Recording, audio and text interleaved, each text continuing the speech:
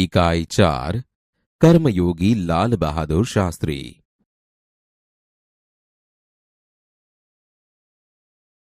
श्रवण कीजिए।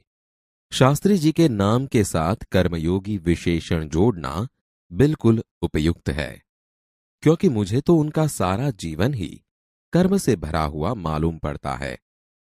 शास्त्री जी सामान्य परिवार से ऊपर उठकर देश के प्रधानमंत्री के जिस महत्वपूर्ण पद तक पहुंचे, उसका रहस्य उनके कर्मयोगी होने में ही छिपा हुआ है। वे उन लोगों में भी नहीं थे जो भाग्य पर भरोसा करके बैठे रहते हैं और अचानक कभी सफलता मिल जाती है, बल्कि वे उन लोगों में से थे जिनको अपनी हथेली की लकीरों के बजाय अपने चिंतन और कर्म की शक्ति पर अधिक भरोसा होता है, और वे क्रमशः अपने जीवन का रास्ता बनाते हुए आगे बढ़ते हैं। शास्त्री जी के लिए कर्म ही ईश्वर था और इसके प्रति बिना किसी फल की आशा किए संपूर्ण भाव से समर्पित रहते थे। यहां तक कि जब भी उन्हें फल की प्राप्ति के अवसर मिले, तब भी उन्होंने उस ओर हमेशा उपेक्षित दृष्टि ही रखी। उनका जीवन दर्शन गीता के निष्काम कर्मयोगी का प्रतिरूप था। इसलिए मैं समझता हूं कि उन्हें केवल कर्मयोगी के बजाय निष्काम कर्मयोगी कहना कहीं अधिक उपयुक्त होगा। अपने उद्देश्य के प्रति दृढ़ आस्था, उस उद्देश्य को प्राप्त करने के लिए कर्म का भाव तथा उस कर्म के प्रति संपूर्ण समर्पण, ये तीन बातें मुझे उनके संपूर्ण चरित्र तथा जीवन दर्शन में दिखाई पड़ती है। अपने एक भाषण में उन्होंने इसी तरह के विचार व्यक्त करते हुए कहा था, यहां तक कि भले ही आप राजनीतिक क्षेत्र या सामाजिक क्षेत्र या किसी अन्य क्षेत्र में कार्य करते हैं, यदि आप उसमें सफल होना चाहते हैं, अपने दायित्वों का पूरी तरह से निर्वाह करना चाहते हैं, तो आपके कार्य और समर्पण तथा भक्ति और कर्म में समन्वय होना चाहिए। मैं शास्त्री जी की सफलता का रहस्य उनके इसी महत्वपूर्ण चिंतन में मानता हूं।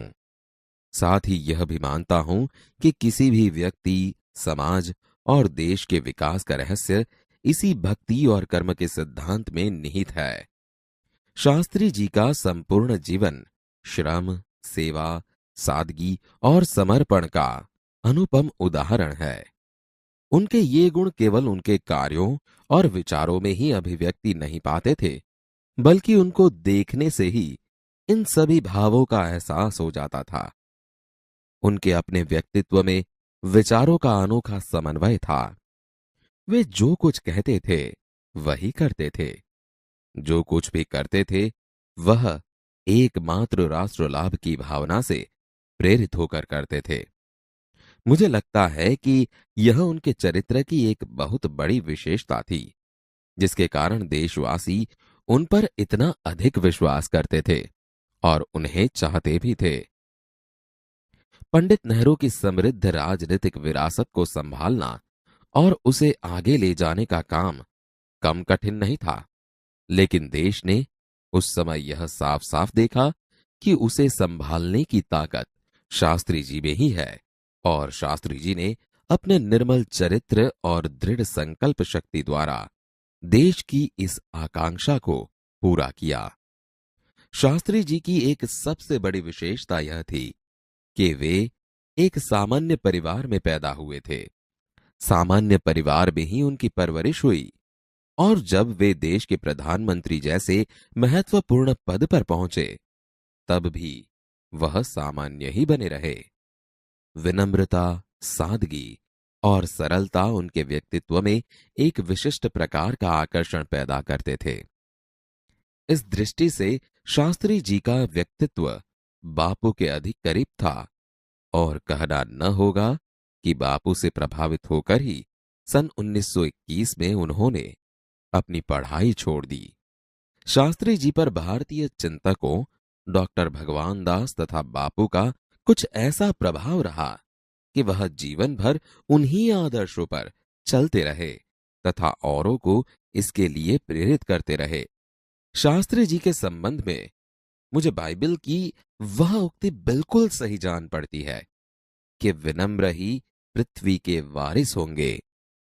शास्त्री जी ने हमारे देश के स्वतंत्रता संग्राम में तब प्रवेश किया था जब वे एक स्कूल में विद्यार्थी थे और उस समय उनकी उम्र 17 वर्ष की थी। गांधी जी के आह्वान पर वे स्कूल छोड़कर बाहर आ गए थे। इसके बाद काशी विद्यापीठ में उन्होंने अपनी शिक्षा पूरी की। उनका मन हमेशा देश की आजादी और सामाजिक कार्यों की ओर लगा रहा। परिणाम यह हुआ कि सन 1926 में वे लोक सेवा मंडल में शामिल हो गए, जिसके वे जीवन भर सदस्य रहे। इसमें शामिल होने के बाद से शास्त्री जी ने गांधी जी के विचारों के अनुरूप अछूतोद्वार के काम में अपने आप को लगाया।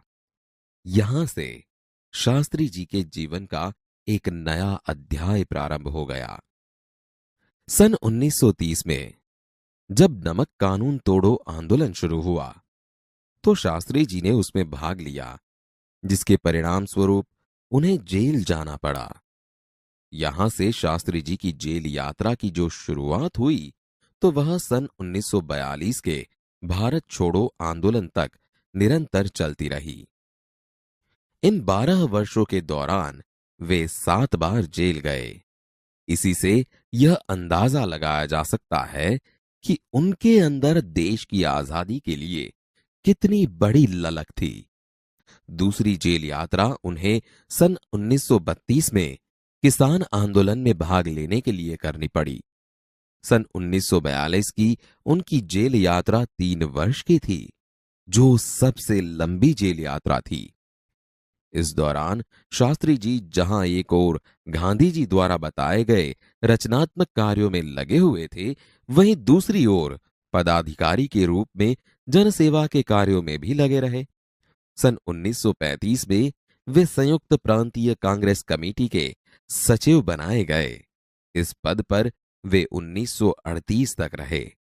किसानों के प्रति उनके मन में विशेष लगाव था, इसलिए उनको सन 1936 में किसानों की दशा का अध्ययन करने वाली एक कमेटी का अध्यक्ष बनाया गया। पूरी लगन के साथ काम करके उन्होंने अपनी रिपोर्ट प्रस्तुत की, जिसमें जमींदारी उन्मूलन पर विशेष जोर दिया गया। इसके बाद के 6 वर्षों तक वे इलाहाबाद की नगरपालिका से किसी न किसी रूप में जुड़े रहे।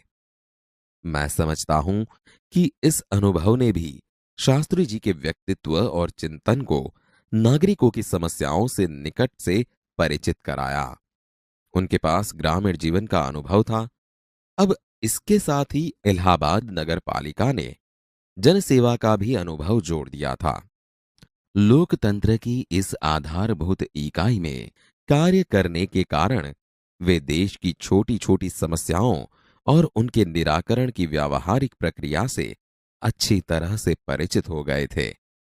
कार्य के प्रति निष्ठा और मेहनत करने की अदम्य क्षमता के कारण सन 1937 में वे संयुक्त प्रांतीय व्यवस्थापिका सभा के लिए निर्वाचित हुए।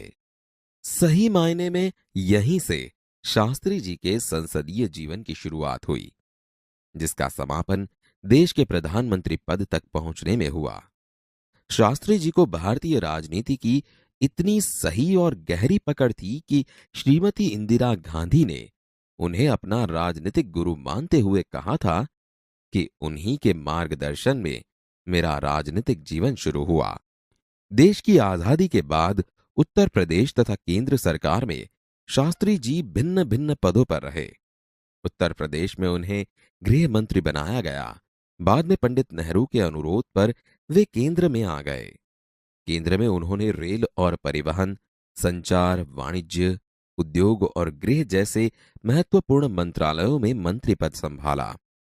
इन पदों पर रहते हुए शास्त्री जी ने अपनी जिस प्रशासकीय दक्षता का प्रमाण दिया, वह हमारे देश के लिए एक उदाहरण है। अपने मंत्रालयों के कार्यों में उनका दृष्टिकोण अत्यंत व्यवहारिक तथा सभी प्रकार की औपचारिकताओं से परे होता था। वे अपने को कभी भी अपने पद के कारण ऊंचा नहीं मानते थे। उनकी बड़ी सीधी सी धारणा थी कि वे जनता के शासक नहीं, बल्कि जनता के सेवक हैं। ऐसी भावना से कार्य करने के कारण उन्हें अपने मंत्रालय में तो लोकप्रियता मिली ही, साथ ही साथ सारे देश में भी लोकप्रियता मिली। इसी लोकप्रियता का परिणाम था कि पंडित नेहरू के निधन के बाद देश ने उन्हें प्रधानमंत्री के रूप में स्वीकार किया।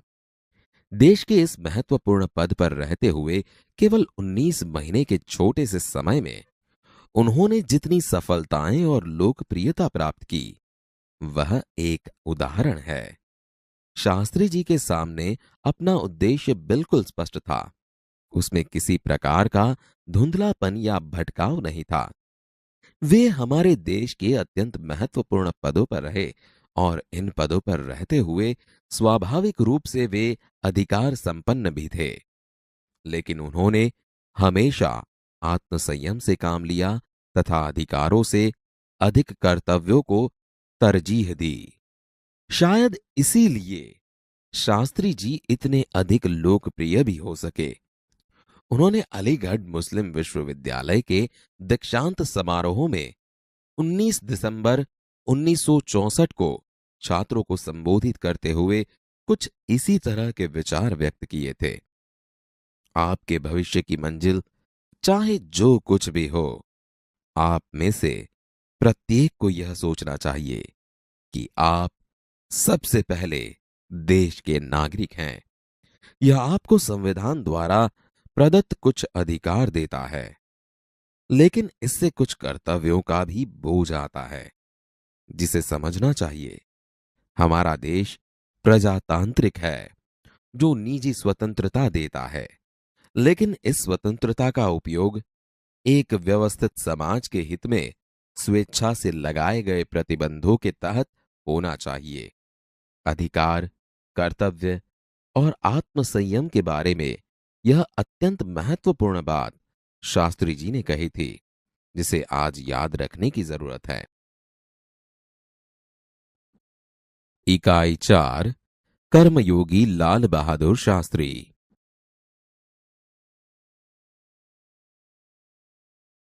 पठन कीजिए।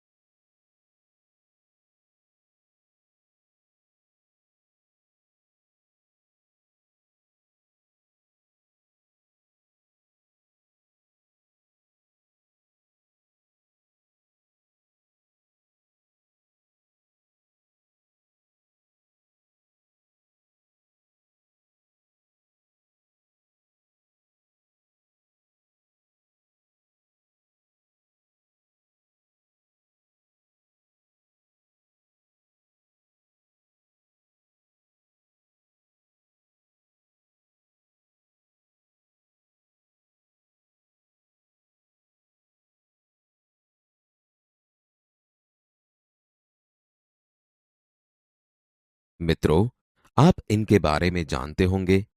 वे हमारे राष्ट्रपति थे। आज लेखक के नाते इनका परिचय प्राप्त करते हैं। नाम शंकर दयाल शर्मा। जन्मतिथि 19 अगस्त 1918।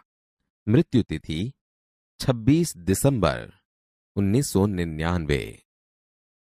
जन्मस्थान भोपाल, मध्य प्रदेश। विशेष हमारे देश के राष्ट्रपति। राष्ट्रपति काल 1992 से 1997।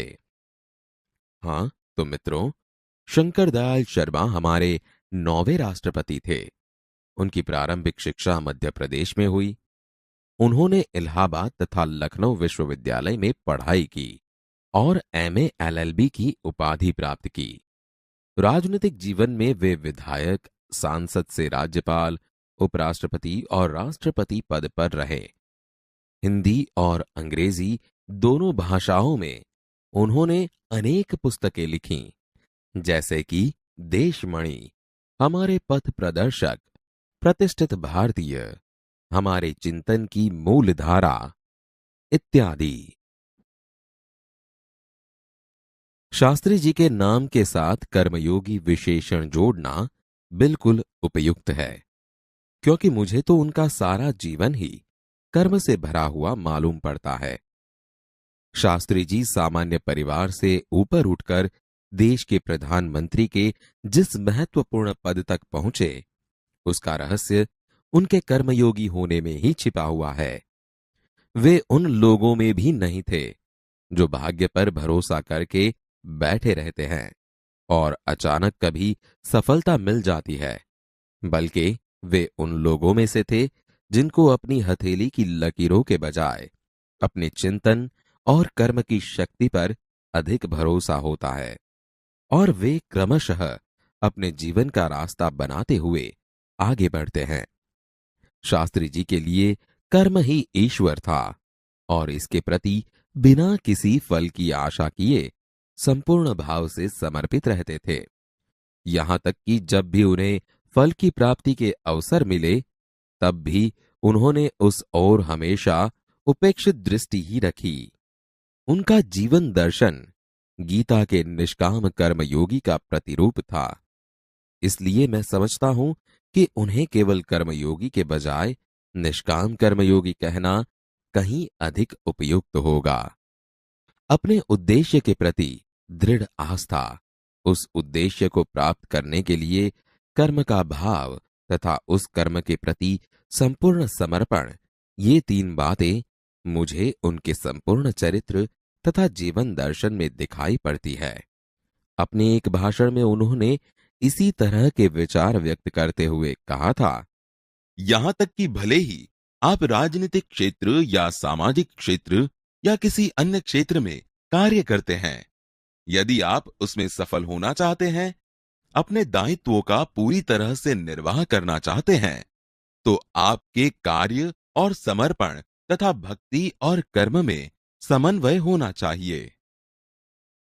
मैं शास्त्री जी की सफलता का रहस्य उनके इसी महत्वपूर्ण चिंतन में मानता हूं। साथ ही यह भी मानता हूं कि किसी भी व्यक्ति, समाज और देश के विकास का रहस्य इसी भक्ति और कर्म के सिद्धांत में निहित है। शास्त्री जी का संपूर्ण जीवन श्रम, सेवा, सादगी और समर्पण का अनुपम उदाहरण है। उनके ये गुण केवल उनके कार्यों और विचारों में ही अभिव्यक्ति नहीं पाते थे, बल्कि उनको देखने से ही इन सभी भावों का एहसास हो जाता था। उनके अपने व्यक्तित्व में विचारों का अनोखा समन्वय था। वे जो कुछ कहते थे वही करते थे। जो कुछ भी करते थे वह एकमात्र राष्ट्र लाभ की भावना से प्रेरित होकर करते थे। मुझे लगता है कि यह उनके चरित्र की एक बहुत बड़ी विशेषता थी, जिसके कारण देशवासी उन पर इतना अधिक विश्वास करते थे और उन्हें चाहते भी थे। पंडित नेहरू की समृद्ध राजनीतिक विरासत को संभालना और उसे आगे ले जाने का काम कम कठिन नहीं था, लेकिन देश ने उस समय यह साफ साफ देखा कि उसे संभालने की ताकत शास्त्री जी में ही है और शास्त्री जी ने अपने निर्मल चरित्र और दृढ़ संकल्प शक्ति द्वारा देश की इस आकांक्षा को पूरा किया। शास्त्री जी की एक सबसे बड़ी विशेषता यह थी कि वे एक सामान्य परिवार में पैदा हुए थे। सामान्य परिवार में ही उनकी परवरिश हुई और जब वे देश के प्रधानमंत्री जैसे महत्वपूर्ण पद पर पहुंचे तब भी वह सामान्य ही बने रहे। विनम्रता, सादगी और सरलता उनके व्यक्तित्व में एक विशिष्ट प्रकार का आकर्षण पैदा करते थे। इस दृष्टि से शास्त्री जी का व्यक्तित्व बापू के अधिक करीब था और कहना न होगा कि बापू से प्रभावित होकर ही सन 1921 में उन्होंने अपनी पढ़ाई छोड़ दी। शास्त्री जी पर भारतीय चिंतकों डॉक्टर भगवान दास तथा बापू का कुछ ऐसा प्रभाव रहा कि वह जीवन भर उन्हीं आदर्शों पर चलते रहे तथा औरों को इसके लिए प्रेरित करते रहे। शास्त्री जी के संबंध में मुझे बाइबल की वह उक्ति बिल्कुल सही जान पड़ती है कि विनम्र ही पृथ्वी के वारिस होंगे। शास्त्री जी ने हमारे देश के स्वतंत्रता संग्राम में तब प्रवेश किया था जब वे एक स्कूल में विद्यार्थी थे और उस समय उनकी उम्र 17 वर्ष की थी। गांधी जी के आह्वान पर वे स्कूल छोड़कर बाहर आ गए थे। इसके बाद काशी विद्यापीठ में उन्होंने अपनी शिक्षा पूरी की। उनका मन हमेशा देश की आजादी और सामाजिक कार्यों की ओर लगा रहा। परिणाम यह हुआ कि सन 1926 में वे लोक सेवा मंडल में शामिल हो गए, जिसके वे जीवन भर सदस्य रहे। इसमें शामिल होने के बाद से शास्त्री जी ने गांधी जी के विचारों के अनुरूप अछूतोद्वार के काम में अपने आप को लगाया। यहां से शास्त्री जी के जीवन का एक नया अध्याय प्रारंभ हो गया। सन 1930 में जब नमक कानून तोड़ो आंदोलन शुरू हुआ तो शास्त्री जी ने उसमें भाग लिया, जिसके परिणाम स्वरूप उन्हें जेल जाना पड़ा। यहां से शास्त्री जी की जेल यात्रा की जो शुरुआत हुई तो वह सन 1942 के भारत छोड़ो आंदोलन तक निरंतर चलती रही। इन 12 वर्षों के दौरान वे 7 बार जेल गए। इसी से यह अंदाजा लगाया जा सकता है कि उनके अंदर देश की आजादी के लिए कितनी बड़ी ललक थी। दूसरी जेल यात्रा उन्हें सन 1932 में किसान आंदोलन में भाग लेने के लिए करनी पड़ी।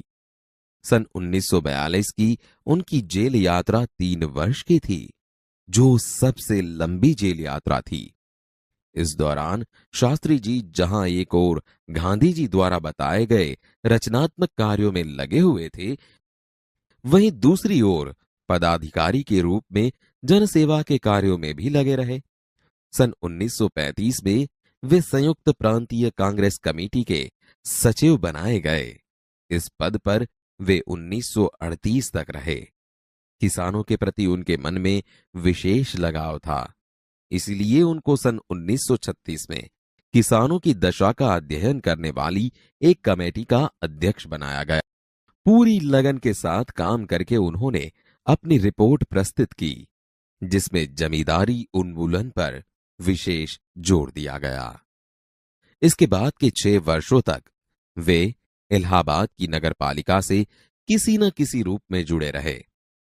मैं समझता हूं कि इस अनुभव ने भी शास्त्री जी के व्यक्तित्व और चिंतन को नागरिकों की समस्याओं से निकट से परिचित कराया। उनके पास ग्रामीण जीवन का अनुभव था। अब इसके साथ ही इलाहाबाद नगरपालिका ने जनसेवा का भी अनुभव जोड़ दिया था। लोकतंत्र की इस आधारभूत इकाई में कार्य करने के कारण वे देश की छोटी छोटी समस्याओं और उनके निराकरण की व्यावहारिक प्रक्रिया से अच्छी तरह से परिचित हो गए थे। कार्य के प्रति निष्ठा और मेहनत करने की अदम्य क्षमता के कारण सन 1937 में वे संयुक्त प्रांतीय व्यवस्थापिका सभा के लिए निर्वाचित हुए।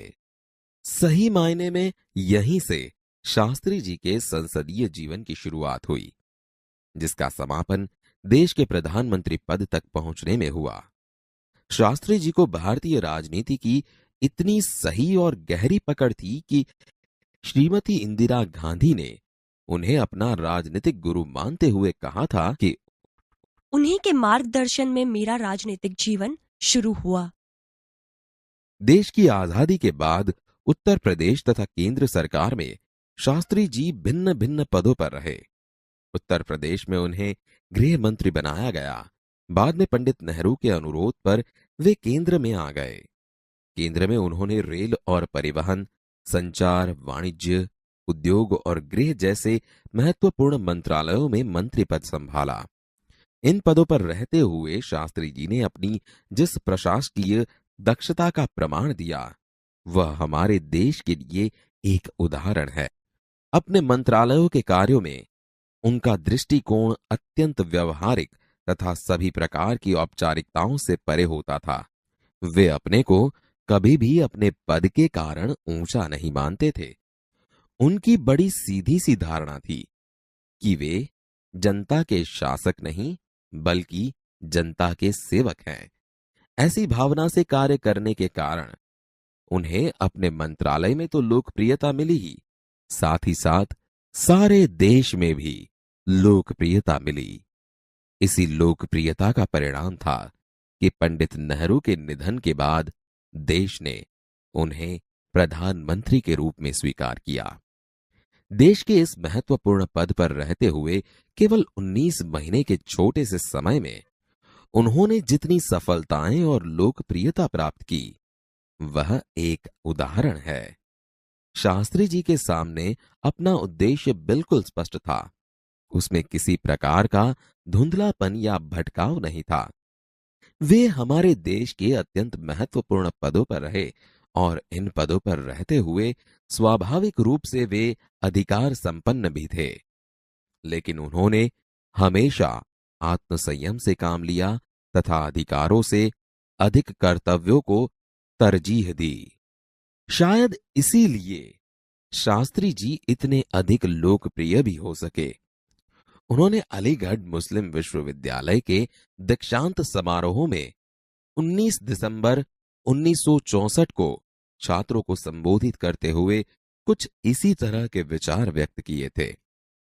आपके भविष्य की मंजिल चाहे जो कुछ भी हो, आप में से प्रत्येक को यह सोचना चाहिए कि आप सबसे पहले देश के नागरिक हैं। यह आपको संविधान द्वारा प्रदत्त कुछ अधिकार देता है, लेकिन इससे कुछ कर्तव्यों का भी बोझ आता है, जिसे समझना चाहिए। हमारा देश प्रजातांत्रिक है, जो निजी स्वतंत्रता देता है, लेकिन इस स्वतंत्रता का उपयोग एक व्यवस्थित समाज के हित में स्वेच्छा से लगाए गए प्रतिबंधों के तहत होना चाहिए।